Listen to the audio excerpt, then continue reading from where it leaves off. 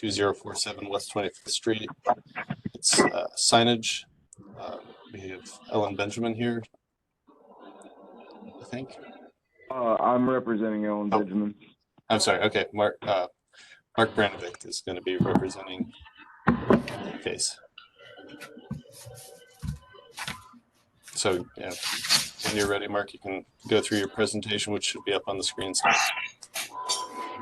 Yes, sir. So we have a signage project at the W Nail Bar, 2047 West 25th Street.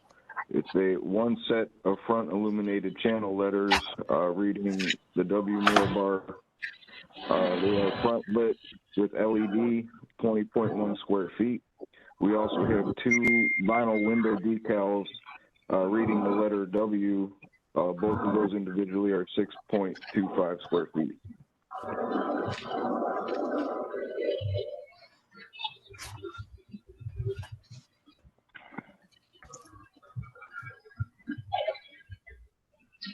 All right, so just let me ask, is the size of this signage scaled accurately on pasted on this photograph?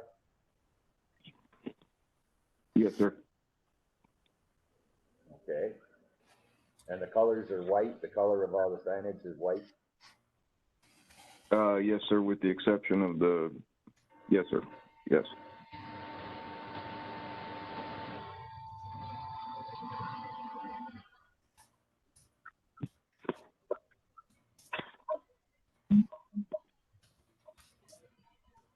Well, I would say this looks like a reasonable proposal to me.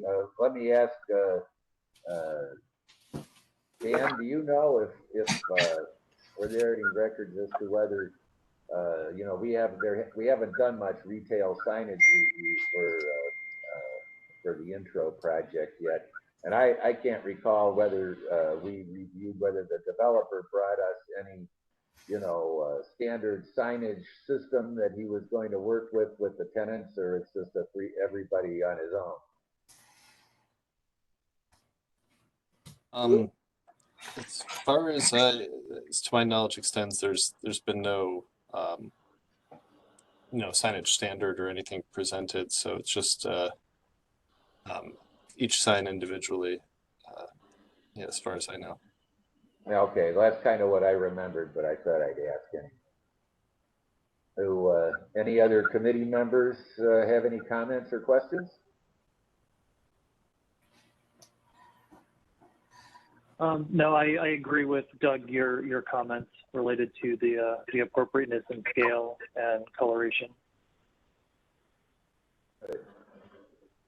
All right, well, if there are no other questions and comments, the chair will entertain a motion.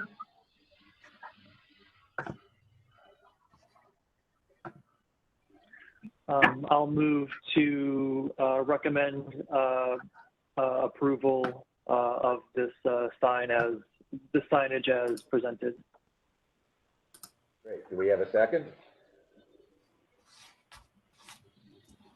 Second. All right. Dan, please call the roll. Mr. Wall? Yes. Mr. Lozier? Yes. Mr. Sambry? Yes. Mr. Talley? Yes. Chair, the motion passes unanimously. Very good. All right. Thank you. Good luck with your sign. Thank you, committee. I appreciate that. Next, we'll move on to case OC 23-09, 4312 Clinton Avenue. I think we have David Ellison here presenting a new porch or stoop. David, if you want to take it away. Good morning. Yes, my client would like to put a porch back on this house, and could you move to the next slide, please? Our proposal is to put it right at the front door, about a little bit less than 6 feet deep with a couple of steps down to the sidewalk. And it's a wooden structure with basically a flat roof and a cornice and gutter that runs around it with a valance. I didn't want to make it too historicist, but I didn't want to make it contemporary either. So this is what we have here. Now, this drawing pretty much shows it from both sides and from the front, and at larger scales. The drawing across the top shows the detailing at full size, but set up horizontally on the page. And if we went through the rest of the pictures, we might see what the houses to either side look like and what the existing condition is. There's the house that we're proposing this porch on. It has a concrete stoop now. We'll be addressing those mailboxes differently than currently they are. But we don't have a selection on those mailboxes yet. Here's the house to one side of it, and then I think the next picture is the house on the other side.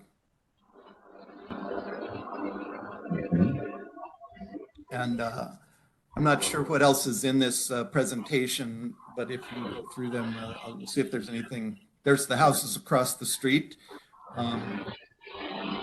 directly across the street from that brick row house, and then that wooden apartment building or row house, or whatever that is. And then I was asked for some specifics about materials. This is a piece of roofing material. And then a couple of moldings. These parts and pieces are all available from the vehicle. And so we were trying to keep the costs low and the products available without custom orders. The surface of the porch would be this Trex material, which I think we've used a couple of times successfully in the neighborhood, and in a gray. And then the handrail is a wooden handrail that we'll have run specifically for the project. That's shown up at the top of the page horizontally. And how about the balusters? Those will be spindles. You have a detail of that. It's a little bit gray on my screen, so I'm having a little trouble reading that. Well, they're square 1.5-inch square balusters that are wooden, so there's not much detail to them. So they're not turned. They're just okay, square not balusters. turned, just square. Okay. You know, we don't know if this house originally had fancier posts or fancier balusters. Probably, maybe it did, but these details I'm showing here are fairly plain, which are probably plainer than the original porch may have been. And of course, this house probably had that mansard roof added to it at some point. So the other thing about this house, and I'm not sure of its history, but at some point it must have been skinned and re-sided. So the trim around the windows is not original, and the door frame appears to be old, and the doors, but the siding and the detailing, even the brackets and cornice up at the top, do not seem original to the house. And you might be able to see that in the picture if you were to go back to the front of the house. Thank you. So yes, I even wonder about the arched transom over the pair of doors there. Somehow looks like it might not be an original condition. What do you think? It wouldn't be the first time they switched a transom out. I know that house that Paul Meeker did on Franklin used to have an arched transom like this, but now it has a square transom, and that would have happened in the 1970s or 80s. So yeah. These things do get changed out. While we're talking about the transom, I assume we couldn't quite tell from the elevations and section that the roof structure that you're proposing is going to come in and hit the house above the casing over that transom somewhere, so it's going to stay clear of it. That's right.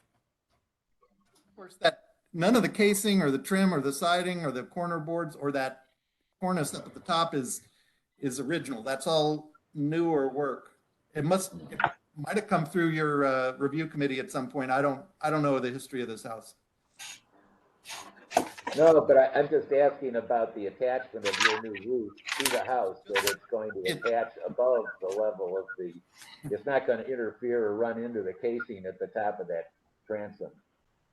I don't know what capacity you have to zoom in on this, but right in the middle of this drawing here, you can see that the casing is just below the beam covers over the view of the casing, but if we were to look at a section of that, the casing is up inside there. Okay, well, that's what I would have expected. I'm just asking because I couldn't tell that from looking at this drawing. So I just wanted to verify that. David, you mentioned putting this back on. Did you find evidence that it was here previously, or any photos or anything like that? It just feels like this house would have had a porch like this. Okay. That it's conjectural. I'll admit that. Got it. The owner wanted a porch, and there's this wide concrete stoop there now that doesn't seem to be related to anything that might have been original. It seems much newer, and it doesn't reveal anything about the house's past. Mm-hmm. And then my other question, the Trex, is that going to be installed with like a tongue and groove system, or is it more like a deck that'll have air gaps in between? We'll do it with the air gaps. Okay. And It'll be built much more like a deck. Cool. Just a couple of questions about the materials. So you mentioned wood. Is the intent that all of the components are wood, or are there some composite materials? And then also, what's the coloration that you're thinking for the sort of wood component? Parts and pieces that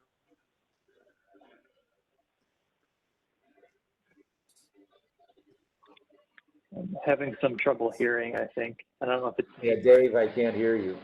Let me move closer here. The wooden parts are the framing members and the wood posts and the railing system. And the composite members are the profiled moldings and the decking and the probably the valance on the edge of the decking. That the valance up at the top of the porch between the posts and the beam, that would be a cut from a 2x12. So, you know, the pieces are mixed in terms of their material, and the coloration would be some combination of the colors that are already on the house. I haven't actually gotten into that. Okay. I don't believe that the owner is on this call, Robert Bell, and I've never met him. So we haven't had this discussion of what the color of the porch would be. He asked for a design, and we don't have a contractor yet, and we'll discuss the paint color when we're a little bit closer to finishing, I guess. Did you want to see what we have in mind before it gets done? Yes, yeah, I would like to see. I would like to confirm that the colors are compatible with the rest of the house in conjunction with a final approval here. So I think, you know, we could, you know, recommend approval subject to, you know, at least staff reviewing the color selections.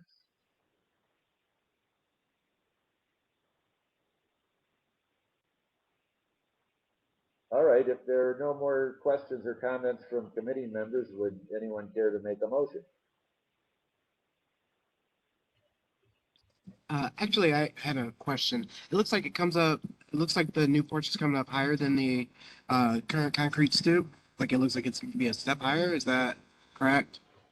Well, it will be so that you don't have this 12-inch step between the house and the concrete stoop. So we'll make it so that it meets code and it's safe.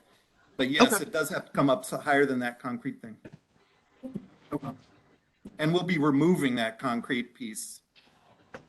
we do the project. Okay. There's no further Very questions. good. Move to approve as presented with request to come back for colors. Do we have a second? I second. All right, Dan, please call the roll. Right, it looks like Mr. Frondorf joined us towards the beginning of that presentation. So, Mr. Wall, Aye, yes. Mr. Frondorf,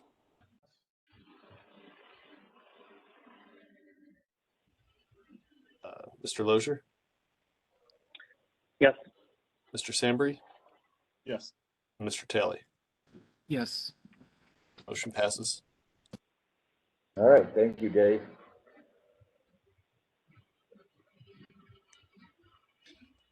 It looks like next up we have OC 23-10, 4201 Lorraine Avenue. Doug Purkowski presenting parapet and masonry repair. So, Doug, if you want to go through your presentation.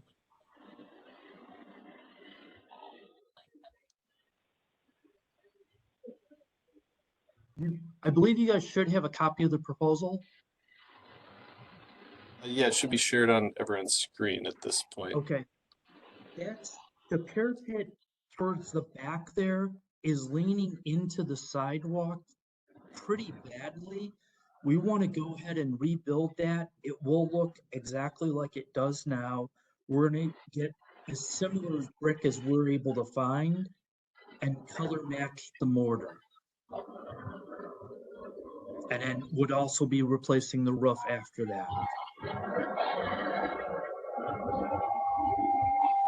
And at the same time, I also want to get formal permission that we do not paint that building. I really don't like having masonry painted because it just, you end up getting water trapped between the wall. So I want to keep it like that.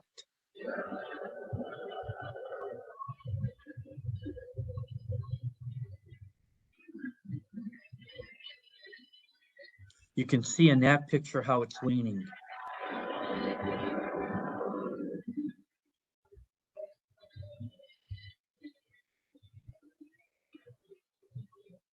Will there be any effort to preserve or retain any of the existing brick, or is it all going to be removed?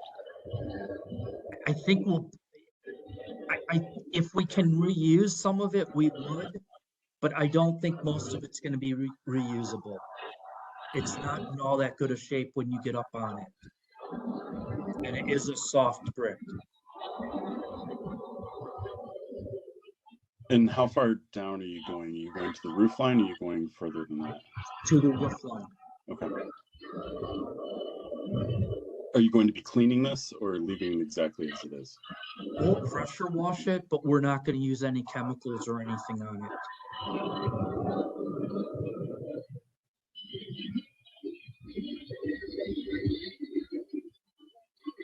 Do you have a brick selected to match the existing roof? Not yet. I think the two biggest things we see when there's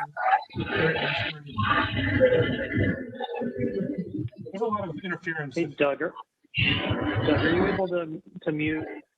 Sorry, Doug Wall. Yeah. Am I able to what? Mute. I think we're getting feedback. Oh, let's try this.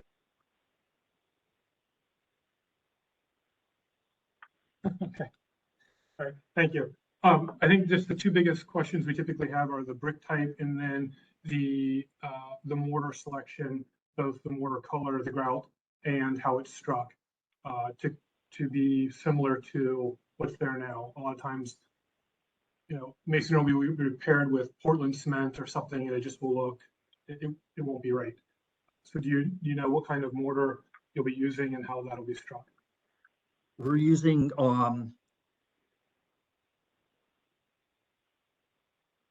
it's a type N mortar. Unfortunately, the mason is off sick today.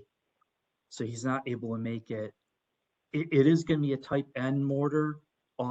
He's done a lot of historic work for us, so it will be done correctly, and we will have it struck like the mortar is now already. And then we will do a color match and get the brick as close as possible, just like I've done on all of my projects. Okay. Yes, I would agree that the concern here is you're gonna wash the existing brick, which has already been painted, and then try to match it up with a brick that hasn't been painted. I think it would be, I don't know what kind of schedule you have in mind for this. You know, you don't usually, do a lot of masonry washing in the wintertime, but I think it'd be hard to get a right match for the brick until we see what the results of the cleaning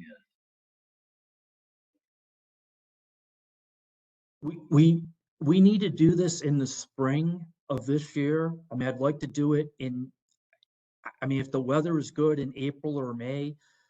We do have a lot of leaks in the roof, and plus I am pretty concerned at how much that's leaning out towards the sidewalk. I mean, I'd be happy, to get you guys a copy of the brick when we start on it. Well, yes, I think for myself anyway, I would like to see you come back and show us what brick you plan to use. I know you've always tried to do the right thing in your restoration projects, but we've got to kind of treat everybody the same way. So Yes. if you could bring us back to the brick that you propose to use, and maybe get a couple more close-up pictures of what the existing brick looks like, so we can all be confident that a good selection is being made. Yeah, I would also add the color of the mortar as well, and understanding the match there too. There's been a lot of tuck pointing done to that building already that wasn't done by us. It was the previous owner. I don't think they tried at all to color match.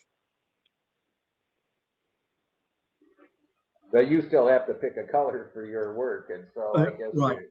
we'd like you to work with your mason to come up, do the best you can with saying, okay, we think this is what is going to be the best choice, even though it's not all consistent throughout the existing masonry work.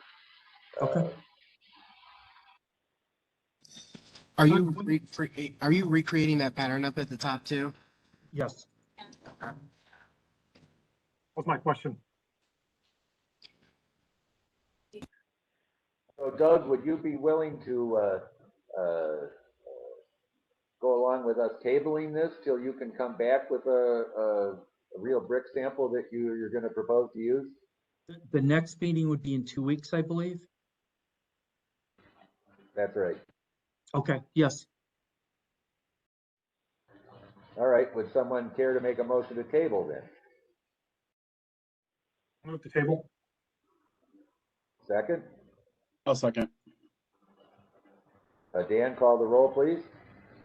All right, Mr. Wall, Yes. Mr. Frondorf, Mr. Lozier, Yes. Mr. Sandbury, Yes. and Mr. Talley. Yes. Motion to table passes. Great, thank you. Very good. Thank you, Doug. Doug. Next up, we have case OC 22-03, 4211 4303 Clinton Avenue, the Clinton Towns Home Project. We should have Ryan Grass here to present. You guys have seen this previously. It's been to the Landmarks Commission for conceptual, so they're back. So it should seem familiar, I guess, to everyone except maybe Michael and Phil. All right. Yeah, Ryan, if you want to go ahead. Or Andrew. Hi. Thanks. Morning, everybody. This is Ryan Grass of Grassroots Architecture. I'm here with Andrew Kalnitsky, the owner and developer. Appreciate your time this morning. As Dan said, we were here before.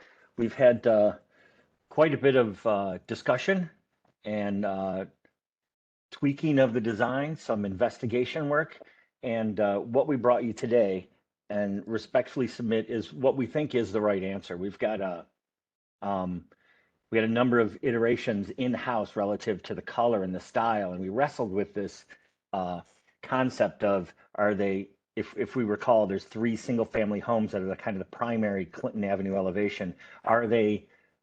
Should they look as a single development? Should they look like sisters or cousins, or what? How should we address the context of what's around us and what we're proposing? So today, what I'm going to show you is what we've done is made an effort to make the 3 houses that are on Clinton Avenue individual homes.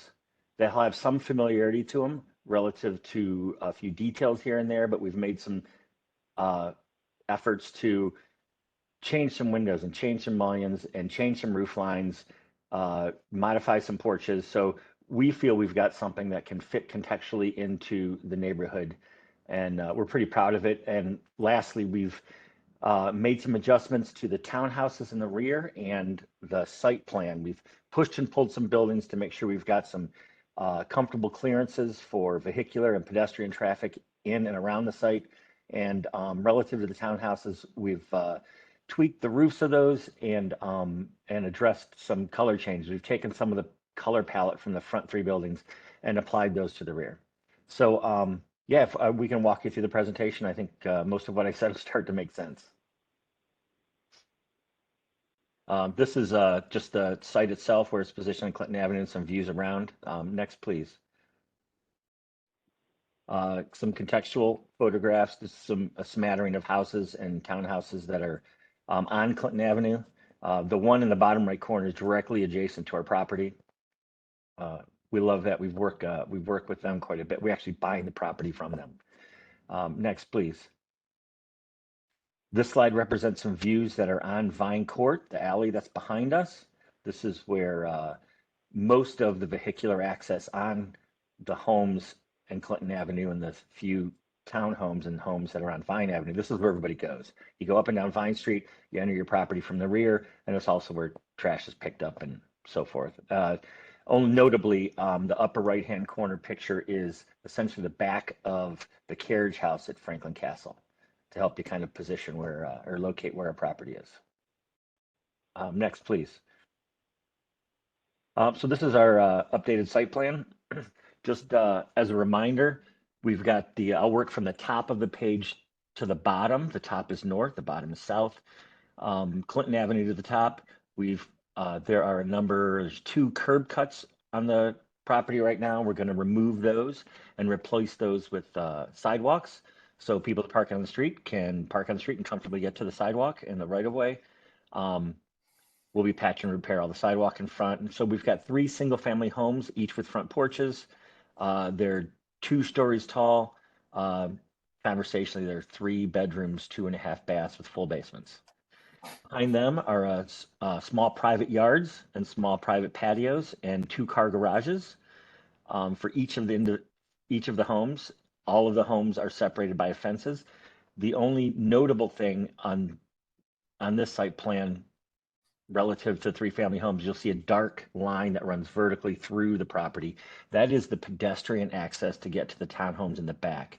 We've positioned the single-family homes where their setbacks to one another are similar to what's around Clinton Avenue, 3 feet off the property line and some change, 6 feet between buildings.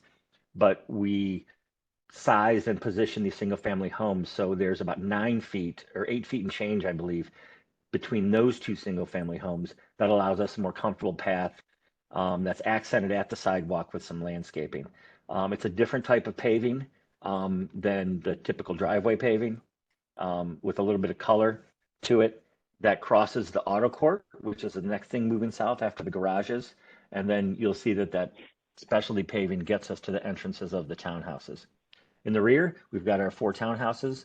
They essentially face each other and create the entrance to the auto court. And in our mind, flatteringly, we've called it a small street. And you'll see in some of the renderings that the homes face each other. There's some landscaping. There's special paving there. I think it's a pleasant entrance for off of Vine Street. And the only entrance, you'll see the 3 townhomes 2, 3, and 4 that are essentially the bottom right corner three, those entrances face the entrance to the auto court. But Townhouse 1, we've rotated that entrance so it faces north. So when you're coming down that pedestrian walkway and entrance, you'll have a termination visually as an entrance to a home and a gable end that I think is a pleasant end to that procession. Next, please. We can skip through the next two slides. This is just the floor plans of the home, showing the basements and the floor plans, and they're fairly traditional homes. First floor, living room, kitchen, dining. Upper floors are the bathrooms. I'm sorry, the bedrooms and the bathrooms. The townhouses have 2-car garages on the first floor and a small, let's call it a flex space, and then living is on the second floor and bedrooms are on the third floor. With these images, these are kind of overall images that start to suggest to you the shape and form of the buildings, the materiality, and the colors that we're left corner. That is the elevation on Clinton Avenue. You can see there that the home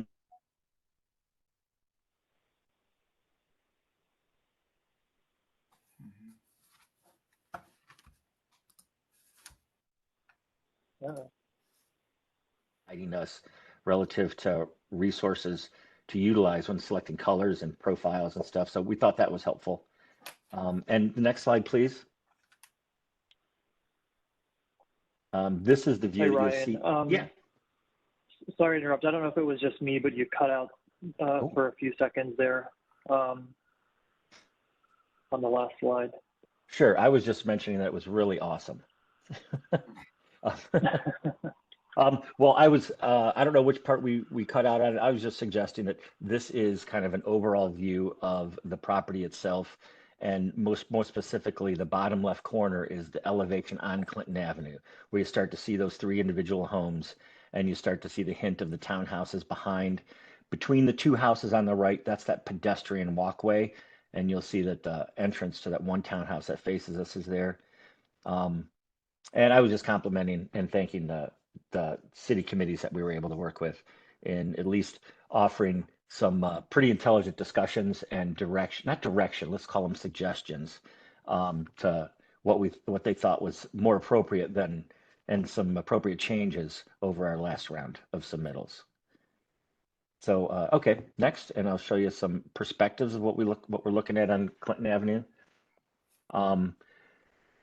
Front porches, fiber cement siding, aluminum clad wood windows, landscaping suggested. We'll come back with landscaping, and we're currently working with the city arborist to discuss what to do with the one large tree up front. But you'll see our goal is to get some activity on the street, and the bottom right corner is that kind of entrance to the pedestrian walkway that goes back to the townhouse. We think that's a pleasant experience. And the final 2 slides is the imagery of, oh, I'm sorry, I forgot this one. So once you walk down the pedestrian court, and you get to the garage, that large image on the top is how the townhouses appear to you once you've completed that walk down the pedestrian way. The bottom right corner is a view. If your back is up against the carriage house at Franklin Castle, that's the vehicular entrance into the auto court, and you can start to see the view of those townhouses facing each other. And the bottom left is we've always tried to introduce a sight section to show at least the sight lines from Clinton Avenue.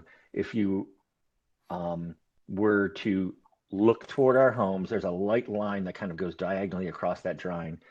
And that's really just to illustrate that when you're on Clinton Avenue, the townhouses are taller as a bulk, but they're not visible over the single family homes. They're only visible between them. And the next slide.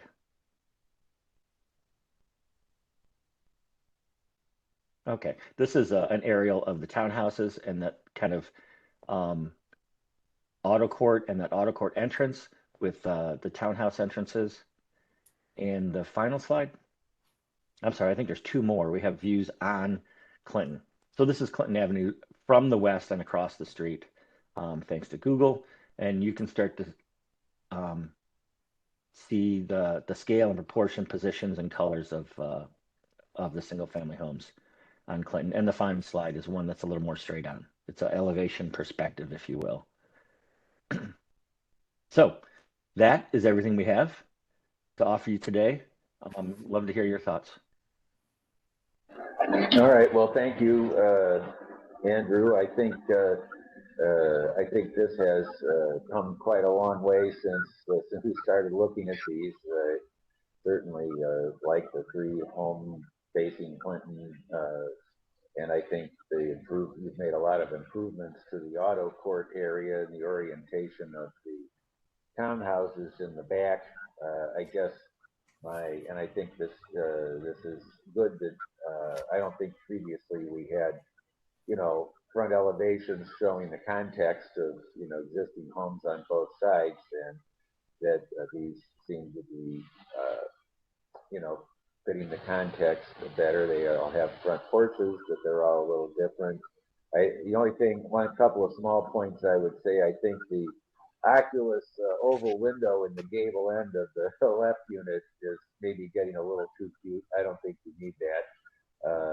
And I'm not sure I like the clipped gables on the middle unit. It's not a big thing, but I think you've distinguished it enough from the others without having to clip those gable ends, which is not it's not completely unseen in Ohio City, but it's not so typical to have those clipped gables. And I guess I'll leave it at that. For anyone else have comments? I'm sorry, Doug, just quickly. I appreciate those 2 design decisions. Those were, I'm not exaggerating, the last 2 things we did to the building. Andrew and I tossed a lot of things around, and we thought, oh, maybe we put an oval window, maybe we put a Dutch hip up there. And yeah, I'd appreciate other people's thoughts, but you have a keen eye relative to what, in our opinion, was probably the last dart thrown at the design. Ryan, I'm going to reiterate the same comments I've given at every stage of this project. The site plan, I think, is the most objectionable aspect of this. I can't go along. I can't support. You have 8 buildings on this lot here, and the way that it's oriented. I think if you wanted to have single-family homes, have them face Clinton.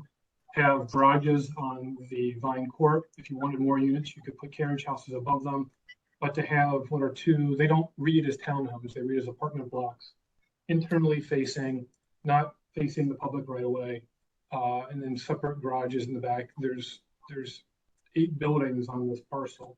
I don't think the site plan is appropriate for the historic district. I don't think it fits in, and I don't think it works. If we were to look at the front, I mean, if you wanted more units, I think it would be even better to have row houses. Maybe you could fit 4, maybe 5. That's exactly what is to the east of your property. That is what is 1 property over to the west. I think that would be preferable to the site plan that we have on our screen here. I just cannot support that. If we were to look at the front houses, I would echo Doug's comment about the hip roof. I don't think that quite fits. With the windows, materiality, I'm glad to hear that there are aluminum clapboard windows. But if you look at them, they're all smushed together. And the images that you provided on slide 2 of your presentation show the fenestration of homes within the historic district. They're separated from one another. All those windows, there are gaps between them.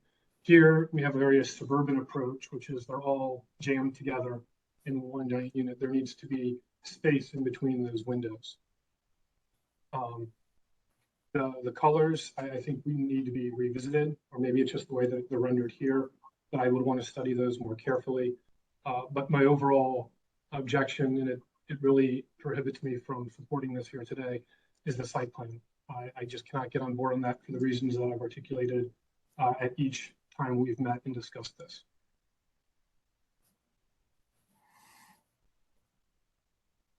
I understand. I just have a question. So is the intent this is just an update, or or is the intent to receive final or schematic or conceptual approval? Our goal is to get final approval. We'd like to start this project as this spring.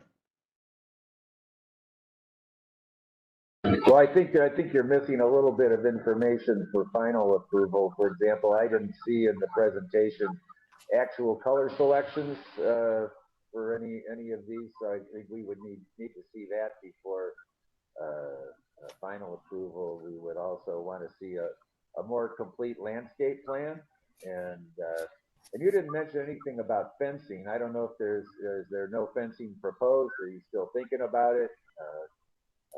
And also the paving selections, you know, that you're going to try to, you know, dress up some of the pedestrian ways through there. You know, I would like to think we should see those more specific paving selections and so forth. I think, you know, this seems enough to take a vote on preliminary recommendations, but I think we're still lacking some detail here. You know, things like porch post details. There's still a fair number of details that I think we should see articulated on here before we could vote on a final approval. You know, if we're going to, you know, my opinion is what I just stated, but if you're going to be looking at, and if you're going to stick with this site plan, which I will continue to object to, you know, the apartment buildings, the townhouses need to be a little more differentiated, and they need to face the alleyway. They need to face the public right away. This interior business is not appropriate for this historic district, nor is, I think, good urban planning. You want the public spaces to be where the building fronts to, not internally to the lot. Those need to be rotated. The back units should not be taller than the front units. Carriage homes are typically subservient to the house facing the primary street. So as this faces the alley, it should be limited to 2 stories. It should not be taller, especially since the land slopes upward as you go to the south. That only accentuates the height difference. That needs to come down. If I'm going to lose on the site plan, those changes have to happen. Otherwise, this plan is just, it just does not work. I just don't think it's good urban planning, let alone inappropriate for this historic district. Well, let me offer an opportunity to push back just a little. Let me address a couple things. First, let's talk about the appropriateness of the townhomes themselves, of the idea that we do, let's presume 4 row houses and some carriage houses with ADUs on the back in lieu of something like this. And we've talked about a number of options. We've investigated a series of strategies, and some of them were as limiting as 3 single-family homes with garages and ADUs over the back. And here's our challenge with that. There's 3 or 4 neighborhoods in the city of Cleveland where people really want to be. They're dying to be there, and this is one of them. And in our opinion, if we put 3 single-family homes or 4 or 5 row houses with carriage house and ADUs behind it, we're talking about a 7-figure home. We've already eliminated, I don't know, 95 to 98% of the people in Cleveland that can be in a home like this. And I'm not talking about the opportunity to buy a nice house. I just mean an opportunity to live in a neighborhood that is growing and will continue to grow, and it's literally thriving. And if we do this strategy that we're talking about, now we've got single family homes that'll be at a price point lower than what a single family home with a full depth lot. And then we've also got a slightly lower price point where the townhouses are, and it offers an opportunity for let's call it a diversity of families and family types and people that'll enter the neighborhood. In my opinion, as an architect, that's a good thing to do. It strengthens the neighborhood. I'm not suggesting it has to happen in every property and every neighborhood, but there are places where I think this type of intervention is appropriate. And frankly, it increases the desirability and helps the neighborhood's general economic and social health. And that's just a personal opinion. Lots of other people have different opinions, and I don't live here. I don't know what this will do to the value of my house. I know this is a contentious issue, but that's where we stand and how we got to this position. If we talk about the townhouses and their orientation on the back, we've turned them to the front, we've turned them to the back. We landed on facing each other because we feel that that is a more private public area where people are getting to their house and people from Clinton Avenue are walking through to where they're going to park, walking through to get to those townhouses. Vine Street's not a public space in the tradition of where people are wandering back and forth and seeing their neighbors and waving to people on the porches. Vine Street is where trash is collected and infrequently snow is plowed and people access their drives. So we felt it a little more appropriate to make a smaller semi-public area that was feel more comfortable with people that live there. And I'll agree with the other stuff with the crazy hip roof and the oval windows. And if we've got to come back for color selections and materials, that's perfectly reasonable. We haven't answered those questions yet because we knew coming to today, there would be some larger discussions than is this red or is this green? So I'm encouraged that we're having those conversations, but I'll be honest, Alex, we really feel strongly about the site design and the pedestrian, the vehicular access, and the overall appropriateness of this development and how it is visualized from Clinton Avenue. Ryan, I hear you, and I think that you and I agree in principle on quite a bit, including the benefits of density in all urban neighborhoods. I think that there's a better way, however, to achieve that density here than what's currently shown on the screen. While this neighborhood is desirable, I don't think there's any doubt about that, historic districts exist for that very reason. Otherwise, capitalism will cannibalize the historic districts based on market demands. And that is why they exist, is to protect against those pressures that will otherwise destroy what made it attractive in the very first place. I'm not saying that your project is doing that. I'm just saying that's the purpose of one of the purposes of it. So I think that you can look at other ways of achieving similar density without the site plan that you're currently using. As for price points, while I can take notice of them, I don't, it really doesn't unfortunately factor into the analysis of the Secretary of Interior standards or into the analysis of the historic district. We are here to make sure that the district is protected. The economics of the district, while we're aware of them, are not a dispositive issue in our analysis. Sure. Can I add? I just wanted to interject a little bit. I actually like the design of the townhomes, or not townhomes. I actually like the design of these 3 single-family homes in the front. I'm excited to see specifically what the shade of red is, like once that's actually hammered out, because I could see it, becoming loud or becoming, aggressive. But I think the shade even in the rendering is good. I echo the sentiment regarding the green. I think that those windows on the second floor up front are kind of giving a suburban sort of feel. I think particularly in the green unit, I think the one on the right and the left are more just kind of modern, and I think they work. But I think in that middle mixture, I think the suburban feel of the large windows is it just is weird to me. And it doesn't seem to fit, but like you already acknowledged, let's keep throwing arrows at this. So, and I think you can make the hip roof work. I would offer, it does seem that there are, some larger or 2-story buildings along Vine, like along the corners, along things that I think your townhome configuration with the height, I think it's fine back there. I do think the auto court is kind of tight. And I looking at it from the front, I think it looks great. It almost seems like you could have had, I think was it units 2 and 3 with the was it 6 feet between the buildings? Almost could have been something similar to Yeah, where you don't have the progression down. Yeah. Um, where you don't have the progression ground, it almost seems like those could have been like townhome type units, although I do see the character you're going from the front, and I think a mass might have messed that up, but you could gain more for that progression in the middle. Plus, I don't know what the rules are about like how close you can be to a fence on the right. I feel like the last townhome project I submitted was like, oh, need a few more feet.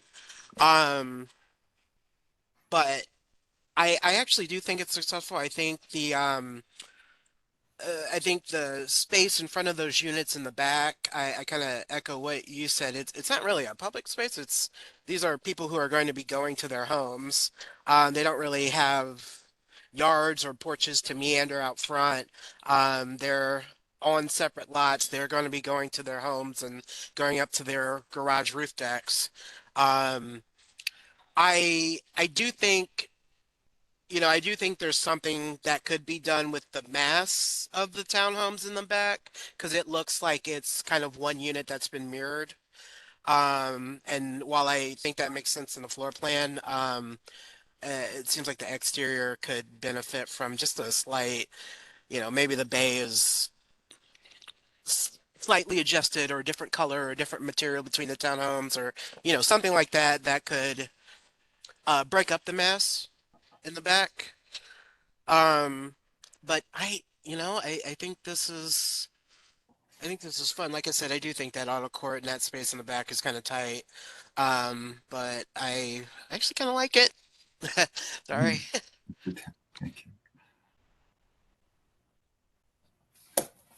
All right, well, thanks for that, Bill. I think, I guess I would, I guess, amplify or restate some of my thoughts about. I didn't really talk much about the site plan, and I kind of agree with Alex that this, since it's first been proposed, seems kind of like 5 pounds in a 4-pound bag. But in developments like this, we've been looking at for years and kind of struggling with changing densities around the neighborhood.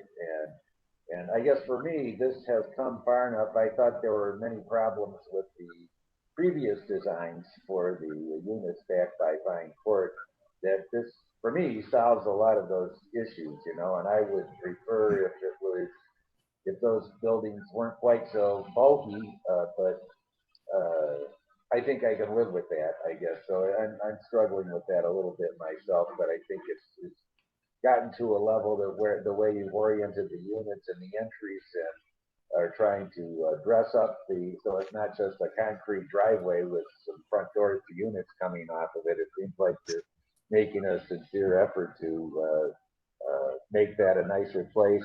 One thing I can't read on here is what is your setback from Vine Court back there for those townhouse units?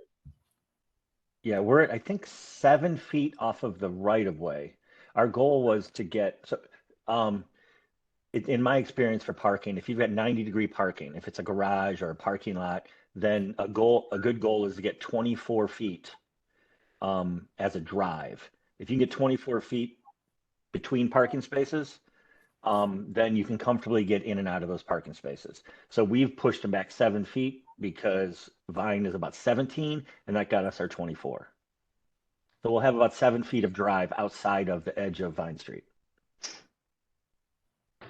Okay, thanks. So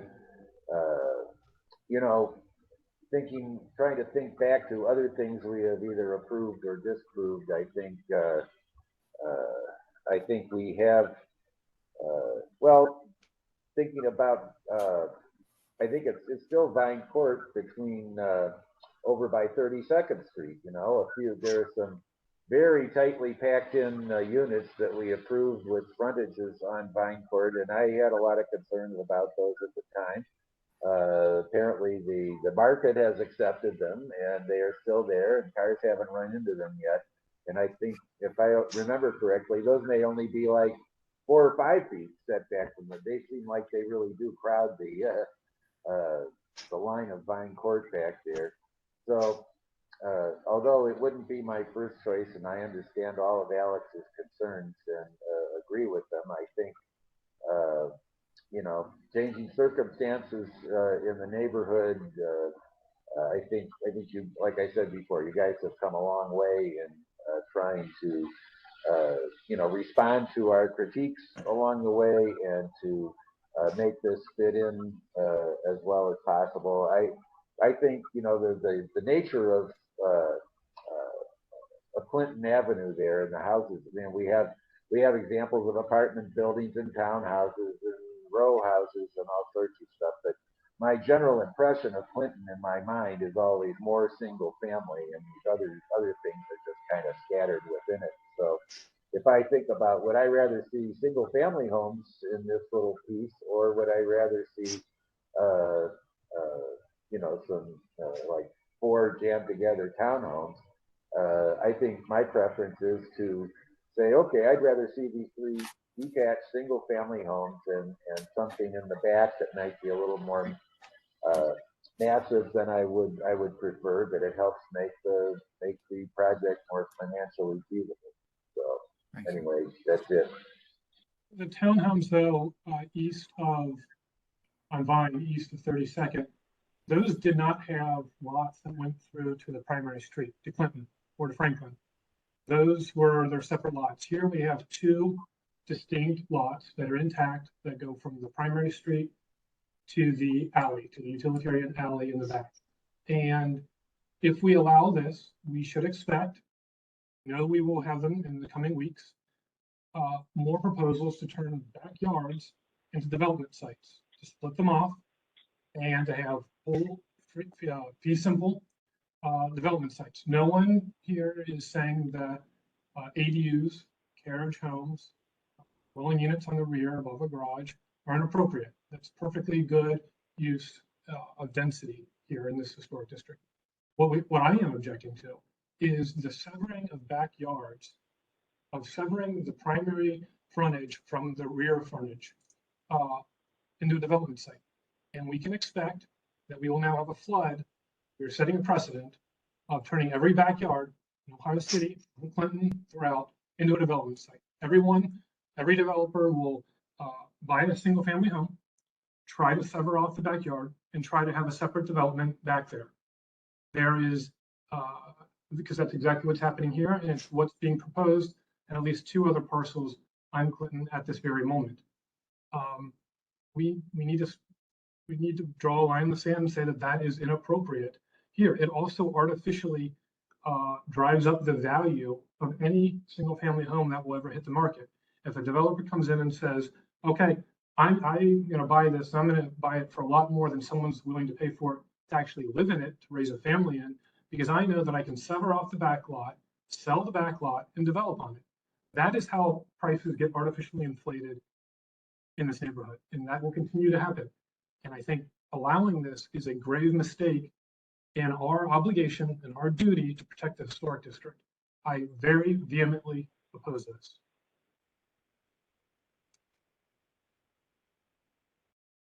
All right. Well, I fully appreciate your point of view, Alex. But I think we need to keep the meeting moving along, and I think everyone's had a chance to express themselves. I do have some anything comments else to add, or anyone else? Yeah, this is the first time I'm seeing this. I hadn't seen this previously. I do like the front 3 buildings.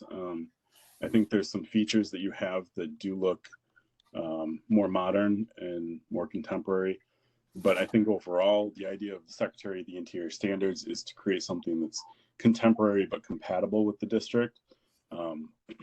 So I do think that these are obviously new buildings. We're not creating a historic building here. I do like the 3 up front. I'm on the fence on the rear. The massing is quite large.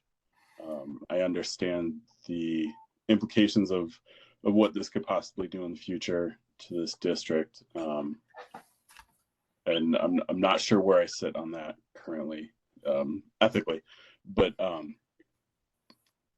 I do think the back is a little bit too large. Stop it at that. Yeah, I guess my feedback mirrors sort of the weighing both of these sort of approaches when it comes to the site plan, and I'm equally torn as well. So I need to think about that a little bit more and ponder that. I agree with generally sort of the idea of the three single family homes along Clinton. I appreciate that those are three separate homes, though I would, I think, echo Alex and Doug's comments about maybe studying roof lines and window placement within the area a little bit more closely.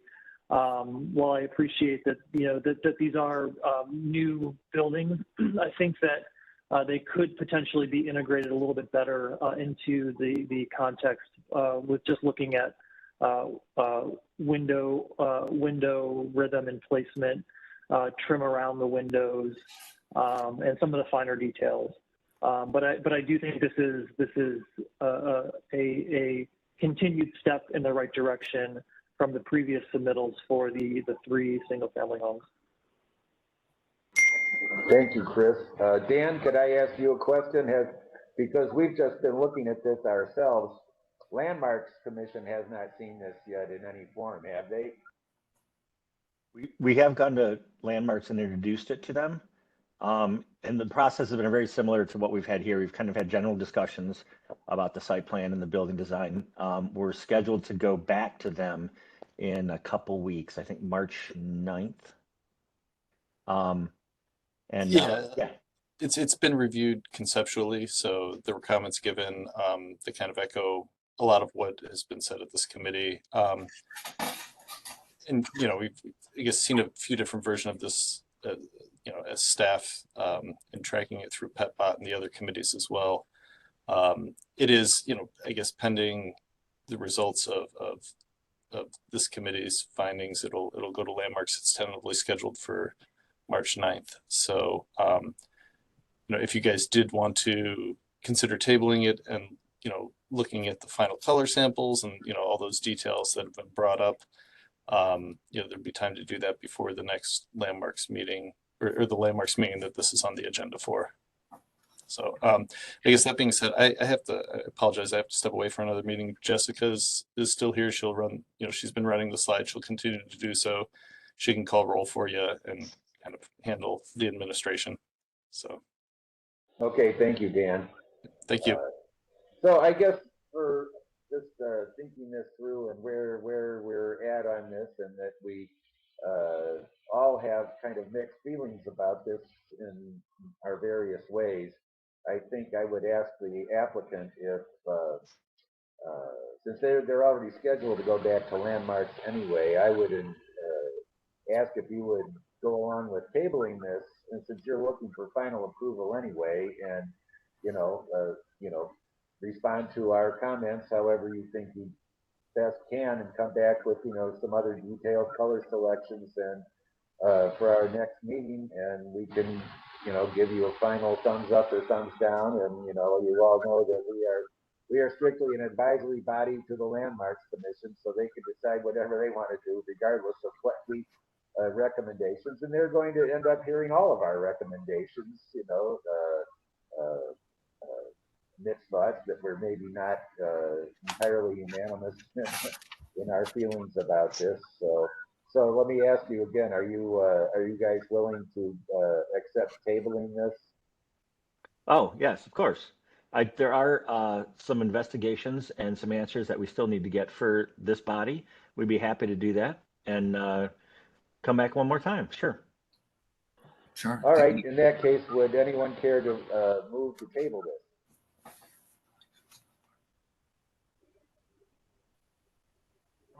I'll move. Oh, go ahead. All right. Do we have a second? I'll second. All right, Jessica, please call the roll. Mr. Wall? Yes. Mr. Frondorf? Mr. Lozier? Yes. Mr. Sandberry, Yes. Mr. Talley.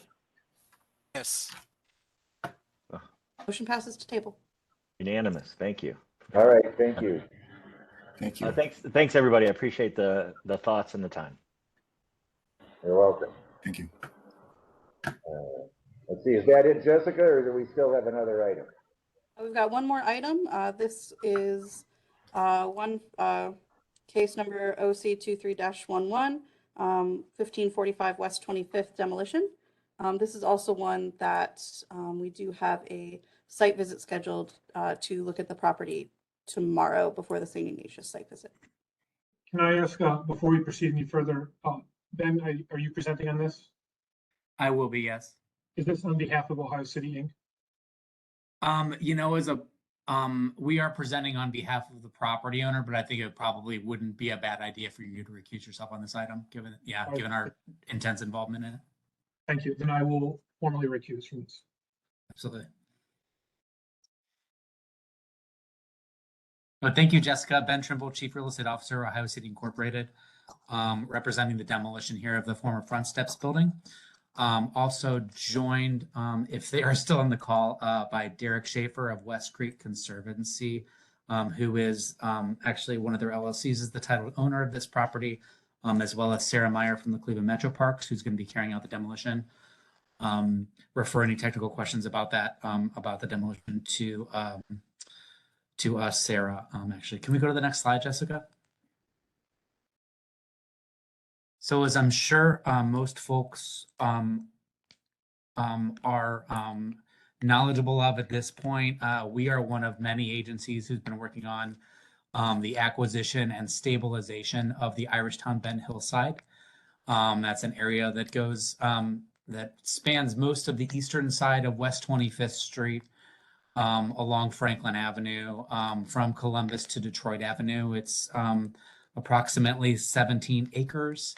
The hillside is extremely unstable geologically, and we've been working for some time with a lot of other agencies to try to acquire this hillside.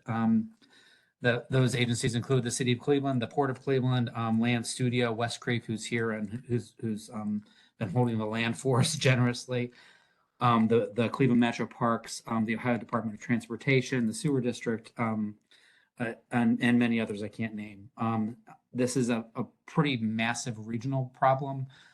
This hillside actually is at risk of sliding into the Cuyahoga River, and that the river, actually the economic development associated with the river is approximately $4 billion a year annually to the region, as well as like the multitude of environmental and every other issues that would happen if that would occur. The building we're looking at today is one of the last two buildings remaining on the hillside. The former buildings owned by CMHA were demolished last year. This is the former Front Steps. This was built as a hotel in, I believe, the late 1950s. It was for a long time the home of Front Steps, which was an outgrowth of some St. Joseph's homeless work in the neighborhood. Housed homeless women for years here. They got a grant through, an award from Low Income Housing Tax Credits a couple years ago and moved just down the street on West 25th Street. We actually acquired the building last year and temporarily used it with the YWCA to house folks during COVID who were at risk of homelessness, and now the building is being demolished. The funding is being provided by the City of Cleveland. The building is also on the demolition list for the City of Cleveland. You can go ahead and scroll to the next slide, please, Jessica. Just the property information. I think it was 60 units of brick hotel rooms that were converted before. You can go ahead and scroll to the next. So these are photos, I believe, from 2017.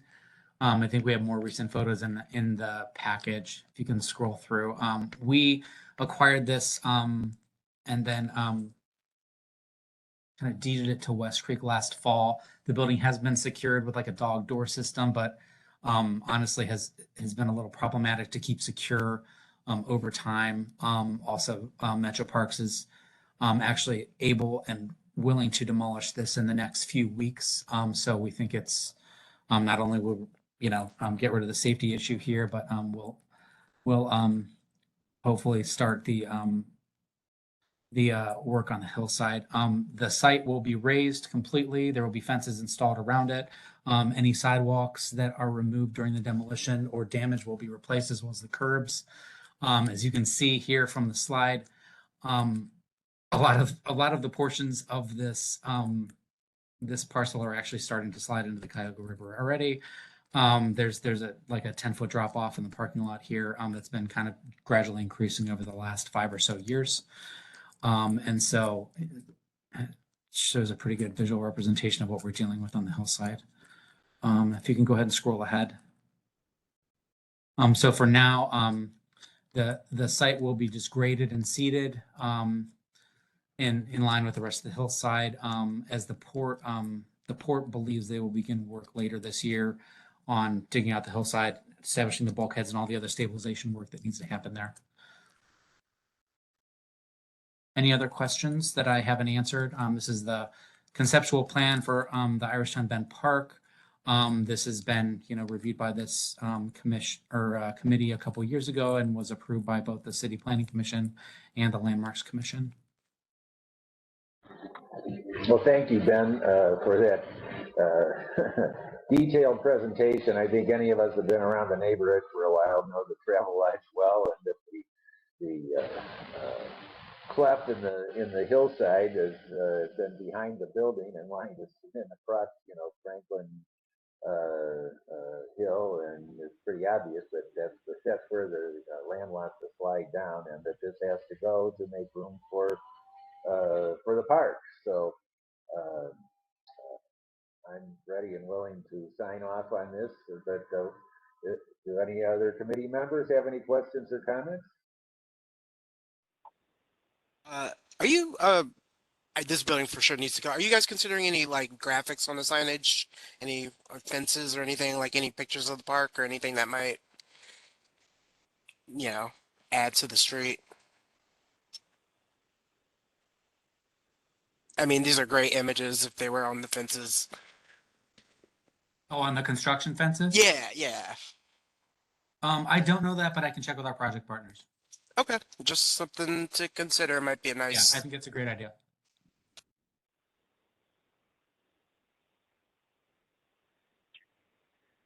Yeah, I agree. Needs to go to get the park rolling. So no further comment.